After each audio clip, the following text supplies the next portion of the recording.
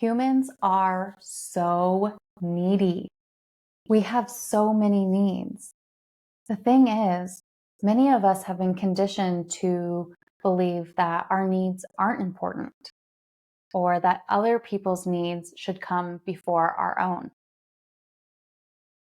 The truth is, when we are getting our needs met, we feel better. We can function better. But who's responsible for meeting our needs?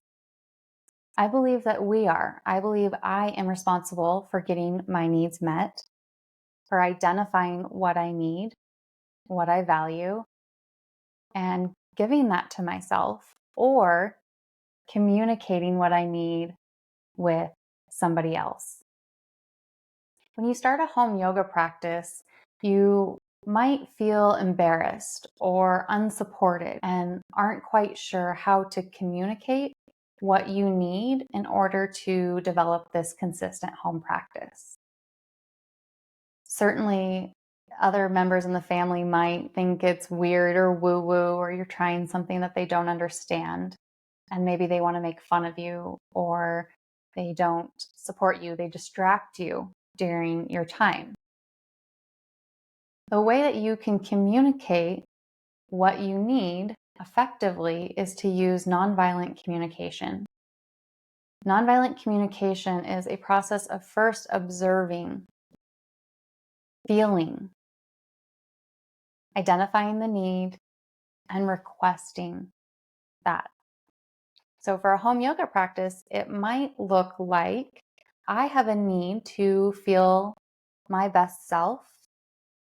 I have a need to do something good for my body, do something good for my mind, so that I can feel more patient, I can feel more present, more energy. So I have a need for a home practice so that I can take care of myself and feel more patient with my family. I need your support in doing that. Or I need you to take the kids for a half hour. I need you. So you might need something of somebody, but you have to make that request. And let's make that request based on what we've identified as our need and our feelings. We can't argue with one another's feelings because it is the way that you feel. Maybe that's one reason why we dismiss or ignore other people's feelings when they come up, because we can't argue with them. Our opinion doesn't matter on somebody else's feelings because it's how they feel. So when you communicate how you're feeling and what you need, then you're providing a space for conversation, for communication, rather than blaming or focusing on what you're not getting. You always make fun of me when I do my yoga practice, or you never help me with the kids so I can do yoga. Those ways of speaking are a form of blame rather than I have a need to have 30 minutes to myself so that I can feel more patient and present with my family.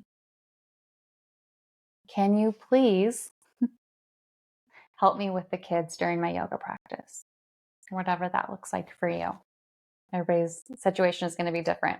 If you need help crafting your statement for your family, your why for doing yoga practice, let me know in the comments, or you could send me an email and we could come up with something using nonviolent communication for you. I will share this book with you. This is the Living Nonviolent Communication book by Marshall Rosenberg, and it provides practical tools. So it's walks you through different scenarios for having nonviolent communication. It was really helpful for me along my journey because I had suppressed my needs. I actually thought that I didn't have needs. And when I learned that I could have needs, it was a game changer. But it was uncomfortable at first, and I didn't know how to communicate that. The more you practice, the more comfortable it'll get. Then you can use those internal signals that we identified in the introception that we built. We can use our emotions as signals to communicate or to give ourselves that which we need. When this is happening as a cycle, we are at a lot more peace with ourselves and with others because we're not in this constant search for what we're missing. Let me know if you have any questions. I'll see you in the next video.